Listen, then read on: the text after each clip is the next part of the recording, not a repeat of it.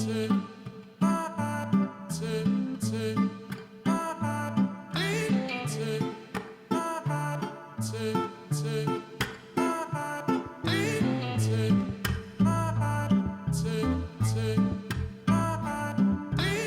weird because I'm usually at the moment filming videos which kind of just start on their own, so this feels a bit odd to me, but I will try my best to, I don't know.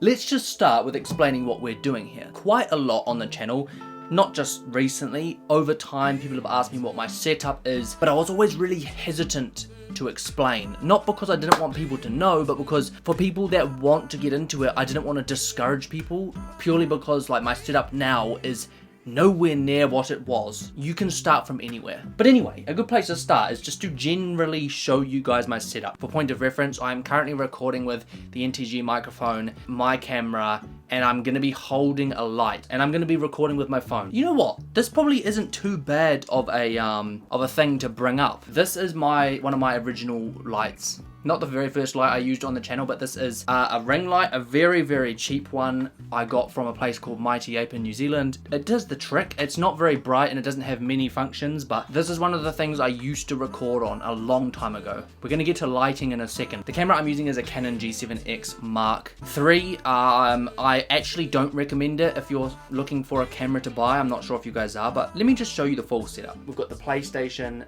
monitor, which I don't actually use, fun fact. MacBook Pro, big ring light. I don't use the speakers, all of that stuff. It looks fancy, but please don't feel daunted. I don't use a whole bunch of this. Unless you've got plenty of money to spare, this setup is not realistic. I don't even want to tell you how much it is all up, but just bear in mind it is like 4 years worth of culmination. But that's the setup. That's what it looks like currently, guys. There's multiple microphones, a camera. I used to use webcams. There's multiple ring lights. There's a blue light behind me. You can see the blue there. That's actually quite new. I got that just to like make the back look less dim. The monitor is newer, but I don't use the monitor to record, funnily enough. I want to, but it's not set up for that right now. Currently, my setup is I watch the videos on my MacBook Pro, I record off of a microphone into my MacBook Pro, and I use a camera. I do not use a webcam. This is a really good place to stop and just go, okay, you've seen the setup. That is not realistic for anyone that's trying to start, and just to talk about where the channel has developed from. So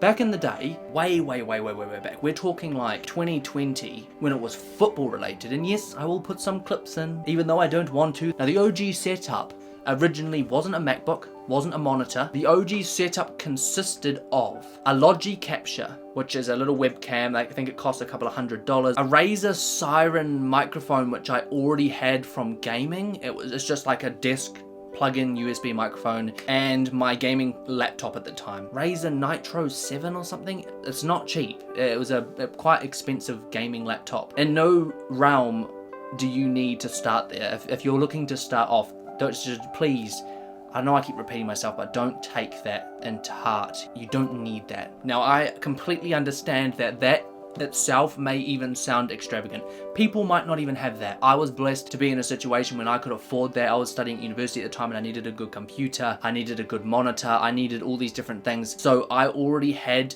the foundations, right? But if you look back at those videos, they look very cheap, very tacky, which is fine. We've all got to start from somewhere. But I just wanted to get across that the setup originally was very bare minimum compared to now, but it's also quite hard for some people to get to. I'm a very blessed individual that has been not just provided a platform for myself, but I was provided a platform from my family, from work as a kid, all these different things. So I'm just going to start off by saying that you may have to start from somewhere else. You may have to start doing something else. If you don't have the computer, maybe you start just making videos with cameras instead that aren't reactions. It all depends on what you want to do.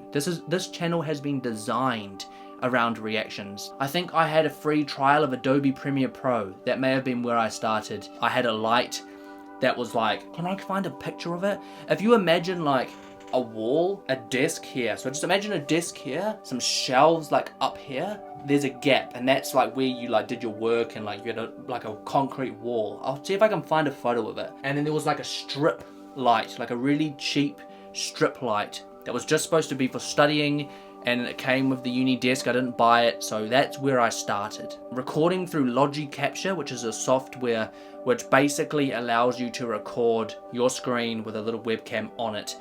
very similarly to OBS. I don't know how in detail I want to go with the way I recorded things. If you have a Logi capture cam and you want to use the native software, you can do that. At least you record that with that at the same time. But I will start by saying that setup changed for me very quickly because I grew tired of a very specific aspect of it. And this is a little warning. This is perhaps a little I wish I knew this when I started kind of comment. Recording with a webcam directly into your computer, I never found a way to do it without overlapping the files, which basically what I'm trying to say by that is I was recording my screen, then I was recording my face, and it like recorded it together. So imagine a little box like you see with my normal reactions, like that. It recorded it like that with my little face in the corner, and you couldn't change that. You couldn't then cut the audio out of the show. You couldn't cut the audio of me out. Like it was all combined. So audio, video, all the sources were one. When I finished the recording, I had one file. Just one. Many times had issues, guys, and as you would have seen back in the old reactions, the screen was blurred. It wasn't removed. Sorry, I might just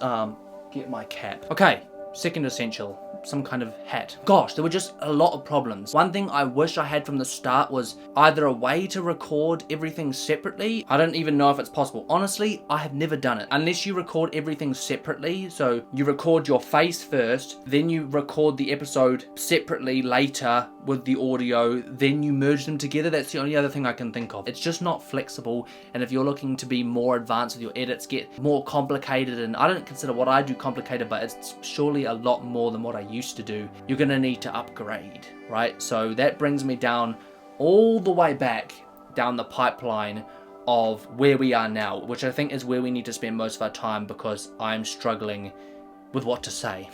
Camera that's separate from your computer, that will record its own little file in its own little place. You see what I mean? That is recording as we speak. That microphone is recording.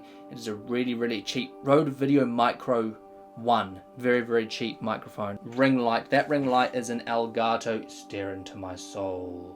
Elgato ring light. It is not cheap, but it was an investment that I made because I knew that lighting was incredibly important. There you go. That's another little quick tip. Don't skimp on the lighting. Having good lighting is going to help a lot. A well-lit background, really well-lit subject, and that light offered me that. And it's got a whole range of things as well. It can connect to my bloody phone. And then all else you need, like I said, is a computer. Like if you want to know what mine is, mine's a MacBook Pro 2021 14-inch screen. Pretty sure it was baseline model. It didn't have any upgrades. It's not beefy by any stretch of the imagination. It's a laptop at the end of the day, and that shows. The other thing I've got is I've got a second microphone. Now this isn't a necessity. This is only if, how do I describe this? Because this is also one of my tips to my previous self. So the tip is have multiple sets of audio or multiple sets of video or have backups, especially if you're recording reactions like TV shows, because obviously it relies on the first cut being perfect. You can't screw up a reaction and re-record it. Yeah, microphone. I have a Rode VideoMic NTG, which is plugged into my computer. It's a highly directional microphone. Just be really careful if you do get these sorts of microphones, how you store them. And that is only a very, very recent purchase. So if you're not interested in 2 microphones, I'm not gonna judge you. It took me 4 years to bloody get one. Right now, I record through the camera, through the computer with audio. When it comes to recording my screen, I record my screen once and the audio comes out of my computer. I don't use AirPods. Like for example, let's just get this out here. This camera is recording my face right now. The audio from the show comes out of my computer. So basically what that means is the microphone also picks up the show. It has its advantages and disadvantages. Its disadvantages are that you can't adjust it separately to your voice in post-production, but its advantages are you always know the audio is going to work if this works, or if one of your microphone works, the audio from the show is always going to work. 100% with audio, I would recommend Rode microphones. Now you can go with other brands, but I would be really, really careful. I have bitten the dust before when it comes to buying a cheap microphone and having it be crap. My original microphone, the Razer Siren, wasn't great. It would get interference from all sorts of different things, but if you have that route, it's no problem. Maybe if you can find a way to monitor your audio. If you can't and you're just gonna risk it, that's fine. I did that for years. People were fine with it, you know, like it's not gonna be the end of the world if one of your episodes has bad audio. And yeah, I don't use the monitor. The monitor's just there for when I decide to edit, when I want to watch TV. The monitor has nothing to do with my reactions, so you don't need a monitor. So usually my camera sits there above my computer, in which I record with that microphone there. And then that stand there is usually somewhere behind my screen in case I want to record from a different angle, or if I'm recording Telltale and I want to record it from over that way, like, I can do that. But those are, like I said, not necessities. And then for Telltale, I've got a PlayStation 5 with a Elgato capture card. This one's very expensive. If you're not looking in for gaming stuff, I can make another video on that, but that, my friends, that's not cheap. And if you want a good tripod, this tripod comes in handy whenever I want to film skits and stuff. Its legs like come down so I can slide them up, and then you've got like a smaller tripod. I use this all the time. So this mouse here is like a Logi Masters. It's got specific buttons on it for editing. It is fantastic. You don't need this. Like I said, this is all just real special stuff, but my favorite thing about it is it's got like programmable buttons and a scroll wheel for like apps that you need to edit with, so you can copy and paste program and have a scroll wheel. And this mouse is fantastic. I have a Magic Keyboard which I don't use to record with, you don't need to know about that, and I've got a trackpad. This is actually really handy if you sit at a desk and edit. These are really handy to scrub along timelines, but that's basically just a computer trackpad. So as you guys know, with my videos I usually sit like roughly like this and I record. Usually I sit towards the left over here. My camera records me to the left. I then get the screen of the show and I put it there, post-production. That records as a separate file, and I'll show you guys what I mean in a second, because I am currently screen recording, so I can do this. Let me get my mouse. This is my video editing file, which I've got set up. It has this Alien soundtrack, it's a royalty-free one from YouTube Music. If you want to find music for your videos, I highly recommend you just do this. Just use YouTube's audio library. If you go into YouTube Studio on Google and then just scroll down on this left tab here and go to audio library, it brings you up all these different songs. There's like heaps. Yes, it's a pain and some of them are crap. I won't lie, some of these songs are trash, but these are all royalty free. You can't be pinged for this, you can't be copyrighted for it. If you want to guarantee you ain't getting copyrighted, use YouTube Studio's audio library. Don't go onto Google and search royalty free music, because what will happen is you will get a whole bunch of either really expensive subscriptions, or you'll get these fake ones that come up that go, oh, royalty free music, no copyright, yay. You put them in your video and you get copyrighted. But anyway, in this folder, I've got my outros and all these things that I've pre-made. These are all things that, like, for example, if we go into Telltale, which I think I started making a video, I did. This is a perfect example. Telltale's got a whole bunch of things in this folder. It's got the badges. My intro, this isn't actually a draft intro. Let me relay in this. Now that intro, as you guys know, is fantastic. That's a new one that I made. It's got all the graphics that I use, so I always use this The Walking Dead Telltale thing in my thumbnails, which I made. If you guys want to know how I make those, we can make another video potentially. It's got the old graphic, it's got the newest thumb, which I would have just put on a video, and then it's got a PowerPoint slide. All of these thumbnails. Look at Baby Dan back in part 1. Where I wanted to get to is what happens after I've recorded. So after you've gone and you've screen recorded through OBS and you've got your files, and you've got your, so for me here you can see I've got my face, nice. You've got your face, your backdrop, all that kind of stuff, guys. That's the audio recorded. I've got my secondary microphone audio recorded in this file here, and then I've got the recording from the capture card for the PS whatever. If you've done it like me and you've got different files, fantastic. Obviously it all starts, I come into my room, I set up my recording, my lights are going, my microphones are all going, I test everything, and then I watch the episode. I sit here as I do and I watch an episode of whatever. It all gets recorded, it all then gets saved into one singular file. It gets copied onto an external hard drive just to make sure that it's safe, and I've got backups if I need to, and then I've got my 3 files ready to edit. Now the next thing is, if you want a good software, it's not the cheapest thing. I use Final Cut Pro, which is Apple native software. You don't get this on Windows or anything like that. I've already started, so this is literally a perfect example. I've already started editing it, and let's start fresh. So what you do when you get into Final Cut Pro or Premiere Pro or whatever you're using, I always put the thing that's going to be biggest on the screen first. So if you think what is going to be on the screen, mostly either your face. In normal reactions, I put my face first here. So in a normal reaction, I'd have my face like this, which is actually what you guys probably aren't wondering. The recording of the game goes over top, and the recording of the audio goes over top of that. It doesn't look great at the start, but this is basically what I do. To make this look a lot nicer, I detach the audio from the file of the secondary audio. So that's down here now. I rename it, say NTG, which is the name of the microphone. That's the audio that I like to use the most. And then I line these up. So as you can see, these waveforms down here, they look identical. They look the same. And there's a good reason for that, and that's because they're recording the same thing. We line those up, you listen to it. If it sounds lined up, fantastic. Then what you do after that is once these are lined up and all together, you detach the audio from the audio you don't want or the audio you're not choosing. You guys might not even have this step, but anyway, what I do is I detach that, boom, get rid of it, it's deleted. So now the original audio is gone from this clip here and the new audio is over top of it. Boom. As you can see, you can't see my face right now, which is a bit of a pain in the ass. So the next step is to take that little screen that you've just put over, resize it, and simply place it in the corner. Boom, boom, like that. Simple as that. That's literally what it looks like when I'm editing. That's exactly what it looks like. Now, if I want to clip these, for example, just me checking myself out. I always like check to see if I'm ready, and then anyway, so let's say that's the little reaction clip, boom, and then you want to, so you're not going to get copyrighted because you're not, you're not just pasting someone else's content. That's the thing you got to be careful of. You're not making this video to repost an episode of The Walking Dead. You're making this video because you want people to see your experience of it. So you shouldn't worry if people are going to get stroppy because you do what I'm about to do and you then get the bit with you talking and then you cut out that bit.